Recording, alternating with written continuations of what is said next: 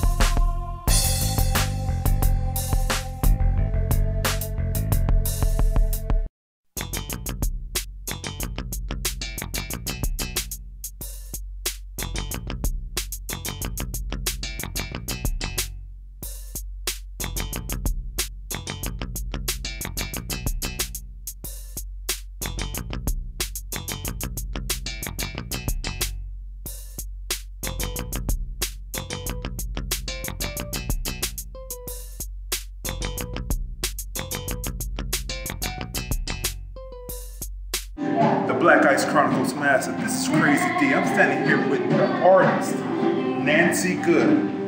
Yes, sir. Hello, everybody. And she has a love of hummingbirds.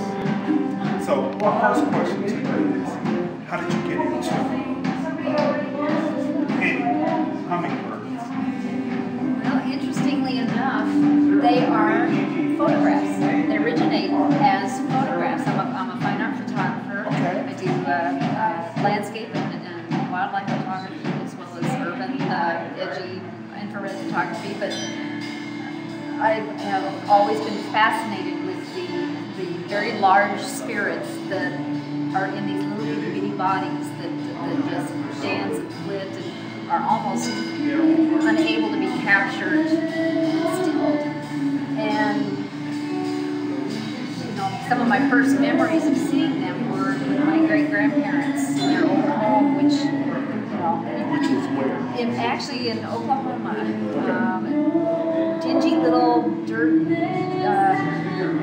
dusty farmhouse, and so overgrown with trumpet vines and things like that. So, like I said, my memories of looking out grimy windows and seeing flashes of color and shadows, and then starting to realize as a child that these are actually birds, and these are really beautiful birds, and just almost without being able to grasp them.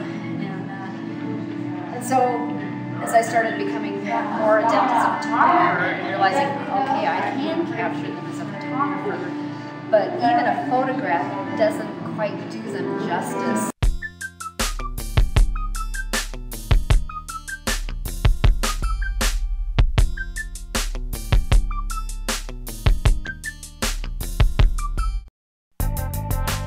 Black Ice Chronicles Massive. This is Crazy Dee. I'm standing in the world famous VIP Records at 1020 East Pacific Highway in Long Beach, California.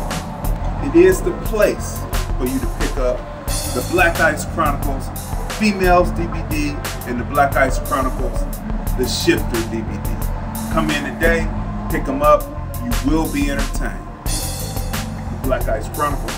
This is Crazy Dee. I'm standing inside of Sight and Sound Center on North MLK Boulevard in Las Vegas, Nevada. That's right. And when you want to get the Black Ice Chronicles DVD titles, you know it's only one place in Las Vegas where you can get it. Right here in Sight and Sound Center at 1000 North MLK Boulevard in Las Vegas. Black Ice Chronicles Massive. This is Crazy Dee. I'm standing on Sunset in Hollywood. Right across the street from me is Amoeba Music. The Black Ice Chronicles Females and the Shifter DVDs are selling here now. pick up your copy right here in Hollywood on Sunset Boulevard at Amoeba Music.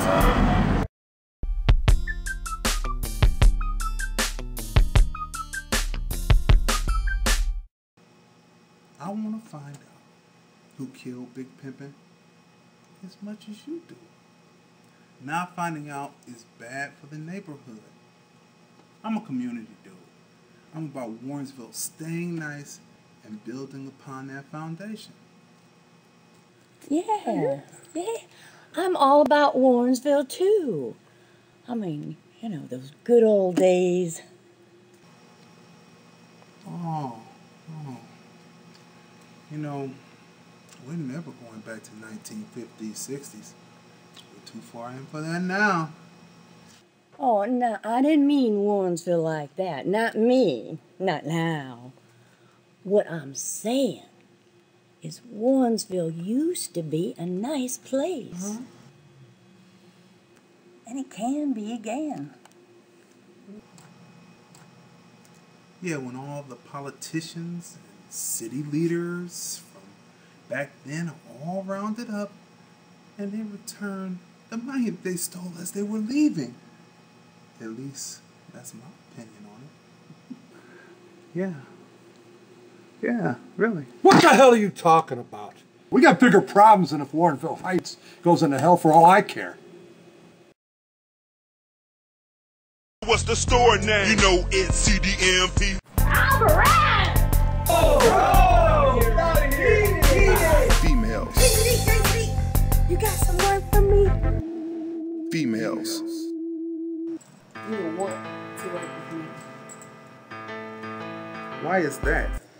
What sets you apart? Because I'm pretty in the face, slim in the waist, and I'm built.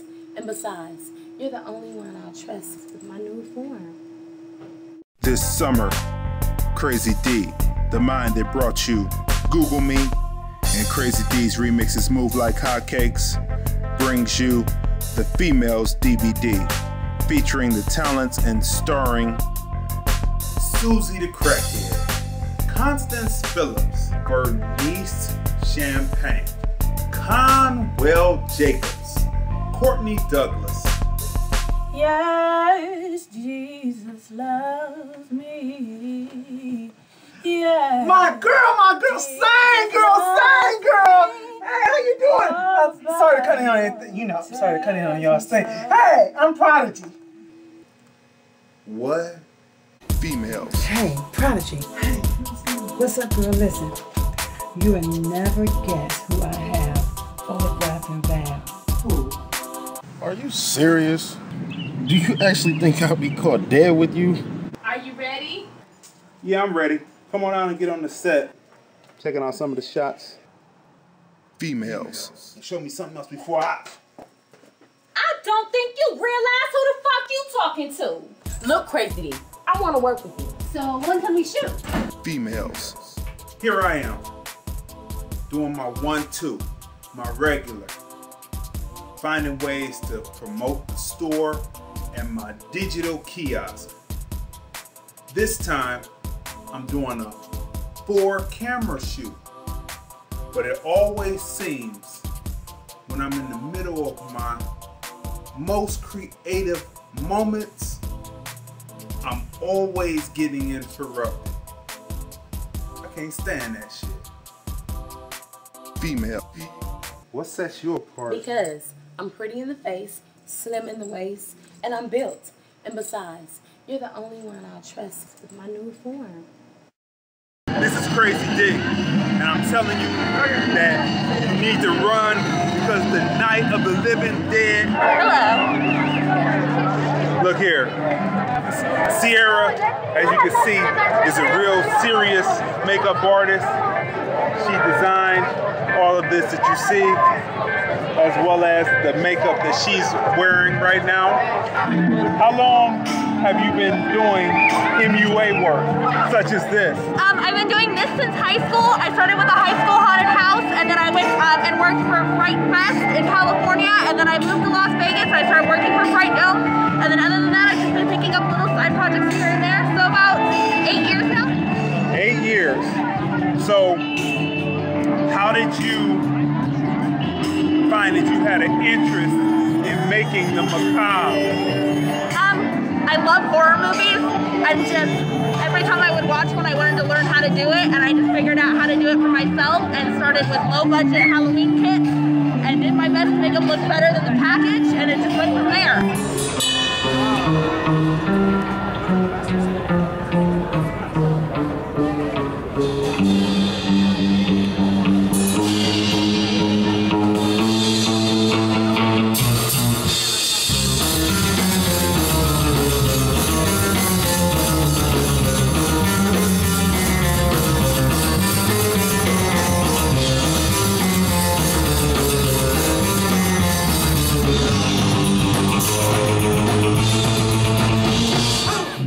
BLKICE Chronicles Massive. We're out here downtown Las Vegas, North Side, and I'm standing here with Jesse from the Swank Bastards. Why do they call you? What do you call yourself? The Swank Bastards. Because I think it's a good name. We look good. We dress nice. We do our best to look good and play good. Okay, so you're Swank because you're always dressed in suits, right? And you're Bastards because your show is not the cleanest that it can be. That's a fact. Yes.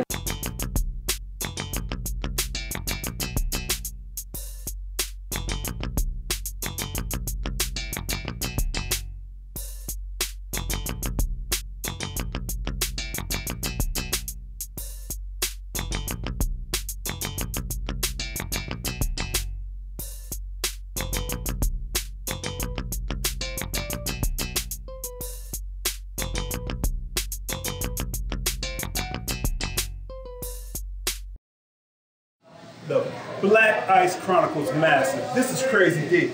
I'm standing in Photo Bang Bang.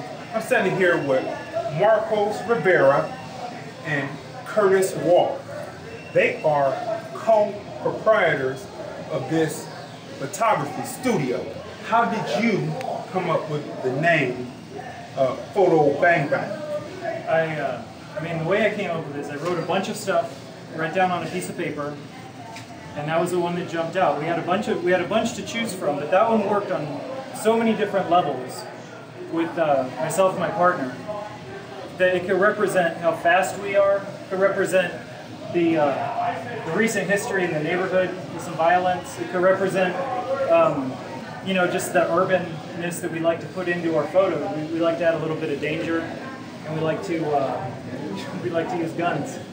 So, tell the people how you're using this space to be a hub for creative artists like yourself to be able to come in and utilize the space.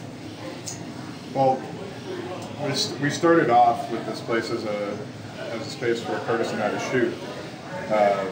Looking around town, we couldn't find anything. We finally came across this place, and it was a no-brainer as soon as we walked in the door.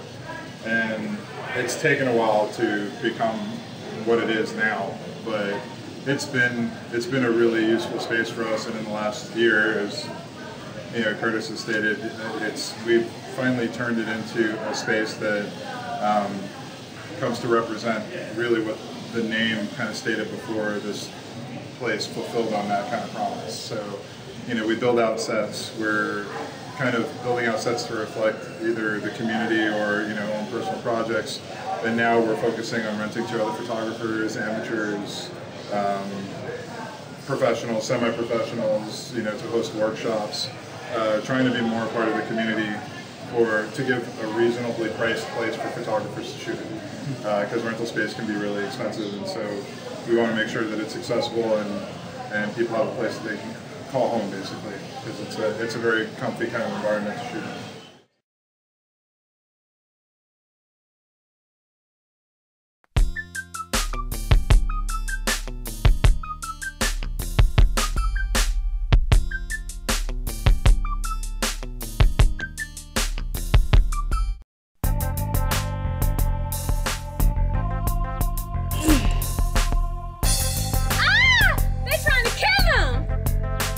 BLKICE Ice Chronicles Massive. Black Ice Chronicles Massive.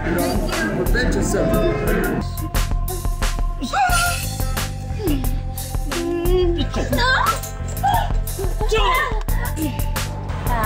you have a permit for selling on this block? The Black Ice Chronicles Massive. This is Crazy Dee. You know what? I broke up with Maxwell for this very same shit, dude. Don't ask me why I'm back at Crazy Dee. I just had a fit. No, I just didn't like that chick. She's still in me. Wait a minute, girl. Let me call you back in a minute. That girl is back. Be a good boy and send her away. Like you sent away the pimp and his hoe. And I promise, everything what happens will be as painless as possible. What? Don't try to hold me on the phone, nigga. Crazy Dee is good for the community. And if we don't care about people who good for the community when they need our help, then we just ain't shit. Bitch! That's it. Let the cops come in and pick up your shit. You're not going to do shit. Get your hand off my arm and I won't leave your insides out. Well, let's get to it, please. My nigga D. Pimpin' Jack.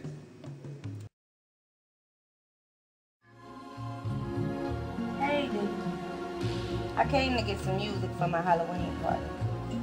And I came for part of my Halloween outfit for you to see. Who was this chick here? Staring with the eye props. You have your vampire people. Yeah, that's right. I got my vampire outfit. And I got my fangs too, D. See? I want to suck your blood, D. Matter of fact, so do I. What the fuck? What's her shit, D? And why the last couple times I came in here it's been some shit? Shit, the last shit was.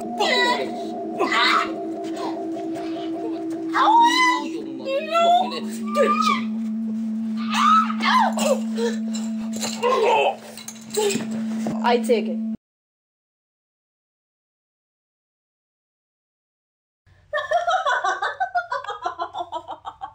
You seem bothered by something.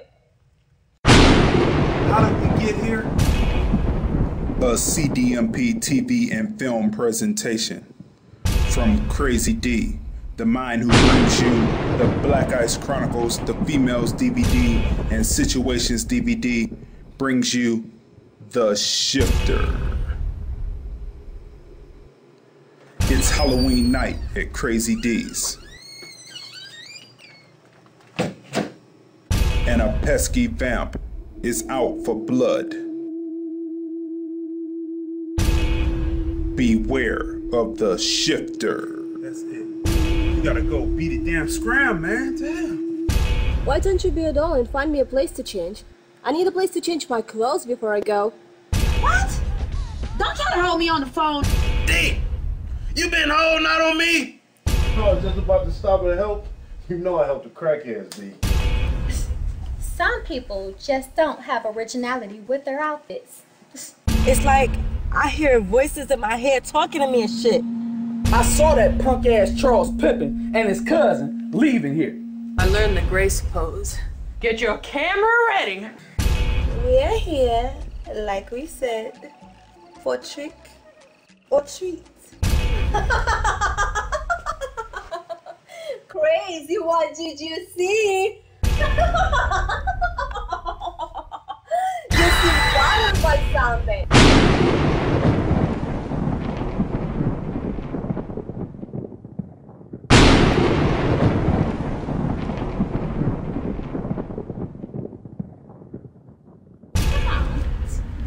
You see that shit? That crazy stuck in there. I don't know what the fuck that was for. Right. She can't stand that shit. Well, who's the pit bitch? Like, I what the fuck was she need all hoes? I told her to scratch that poke that bitch out. Beware of the shifter. Be at the premiere if you dare.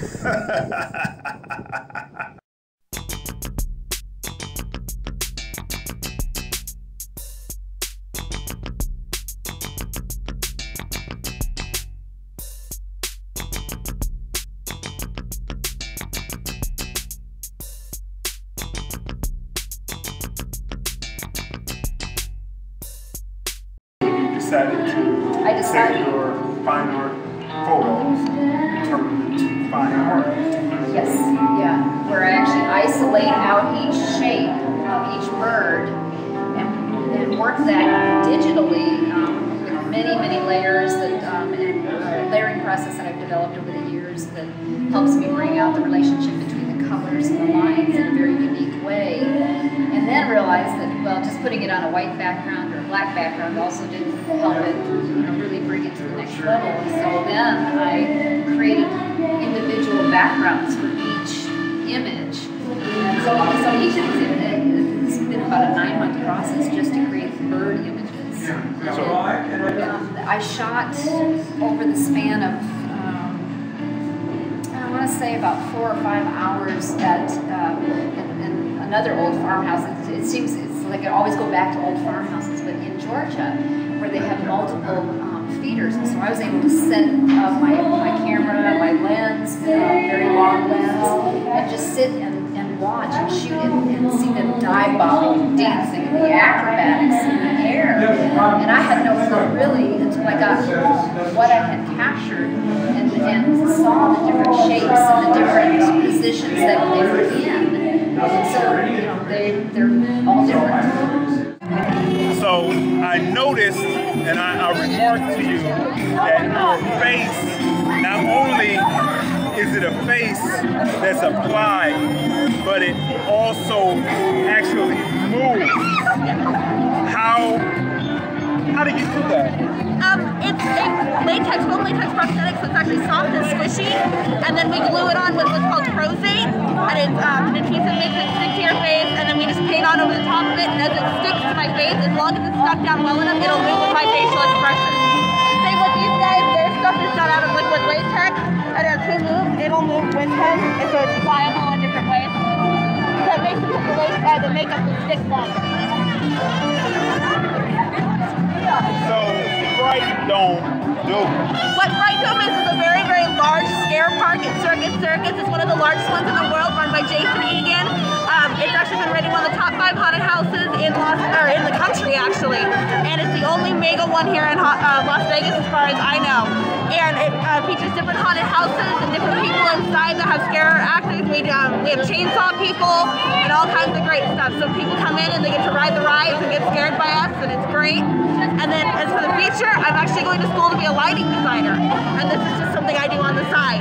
Okay, so does this haunted house go year-round? Is this a year-round thing? Do people, let me finish the question, do people want to be frightened outside? Look at her face! Look at her face! Okay. Do people want to be frightened outside of October 31st? We don't have a year-round one here in Las Vegas, but there is plans to actually put one in here. It's actually in the works. As far as I know, the contract just got passed for it. And as far as Fright Dome is concerned, Jason Egan, the man who created Fright Dome, actually has a year-round haunted house in New York called Times Scare. So he just opened a year one in New York. Okay. And it actually, they do get good business year-round. So it's becoming a bigger and bigger industry. The BLKICE Chronicles. This is Crazy Dee. I'm standing at Eagle River Traders, and I'm standing here with Michael Hafford. Yes, sir. He is the marketer and promoter for the business. So, how did you choose the art district of Las Vegas?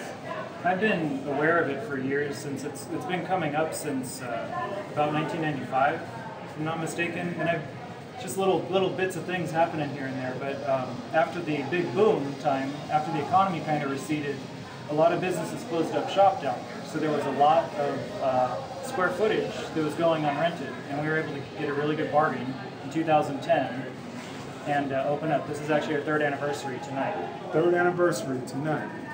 Okay, so tell us about your style of photography. What are you trying to get the viewer to see?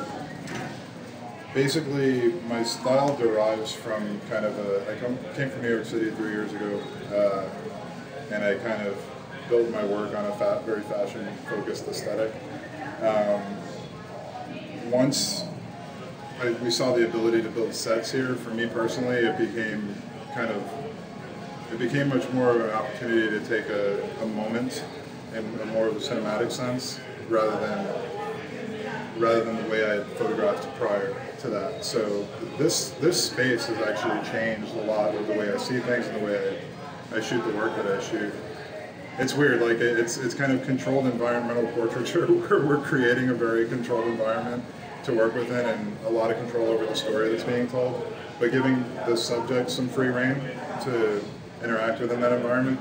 So each photo tells a story. Well, yeah. That's what you want to tell a story. As it hopefully tells a story as it should, as it does to me. So you almost, even though you have a model as you do it, you're actually producing photojournalism too, in a way. In a way. I mean, I think when you're photographing anything that's very staged, like this series is, or some of the series that I've done in the past, I think you are imposing a bit of your own will on the subject, and because, especially in the case because we created this environment, there is a lot of kind of imposition there of this is the story, this is the overall story that we're telling, and then the model or the subject brings that added element to it that kind of fleshes it out and creates uniqueness to that particular subject. But yeah, I mean, they should all tell the story. That's what the portrait work is about. We don't make a living at it. We play a lot. We travel a lot. We tour a lot. We just did Pacific Northwest. We're getting ready to do the East Coast this summer. And last summer, we're pretty busy. We played 125 shows last year. Yeah, we've been around for about 10 years now. We come from Cleveland. Okay. We'll play Cleveland for the first time this year. Oh, really? Yeah. Okay. Great place to go. Okay. All right. I look forward to it. I've never been. We drove through it. Oh, you drove through it? Go to Pittsburgh? No, we didn't play Pittsburgh last year. We played Buffalo. Buffalo, New York. Yes. Okay. If you've seen Buffalo, you've seen Cleveland. That's what they say. It's not much different. That's what they say. Okay. So I'm going to ask you this question because the reason why I prepped this lesson I was from Cleveland is if you listen to other places like Atlanta, they say people come into Atlanta make Atlanta what it is, and the people who were born there don't really advance. So that's why I asked you the question earlier. Would you say that you were one of the ones that were lucky to be homegrown and actually it's coming from out of your home scene and spreading around, whereas music entertainment comes into I feel like a lot of people that are Las Vegas natives are pretty successful. They end up staying here and being relatively successful here. Those that come in, it's 50-50. We've lived here, I've lived here since 1996. I was born here, but I grew up in Arizona. Okay. 90 minutes away. Okay. I feel like we're Las Vegas. This is where we're from. You know, I've lived here long enough. I was born here. My family's all lived here for years. I feel like we've broken out. We've started visiting. You know, we started with Southern California. You know, the LA area. Huntington is our best market down there. So, how does a group start locally and move? See, these are questions that are never asked. How do you find that manager or that agent, or does someone hear you out? Looking for that manager and that agent, really. Okay. We manage ourselves, we agent ourselves, we book all of our own stuff. So how do you get interested in what you're doing? A lot of it is networking. Man, you got to meet some people. You know, it has less to do with how good you are, more to do about who's your friend, who will help you get that next show. Now, if you're terrible, it's not gonna fly. You know, so it took us a long time to get on some bigger festivals, to get on some bigger shows in California, and start to get people to know who we were. It took a long time to break into California. It took us a good 5 or 6 years because we don't live there, and it's a drive to get there, and we have to finance it ourselves. The gas is not cheap. You know, after doing it for 5 or 6 years, finally we found a market, we found an audience, we've we've networked enough, we've met enough people that now we don't have a shortage of shows. We don't have a shortage of, now it's hey, can you come play? Sorry, we're already booked.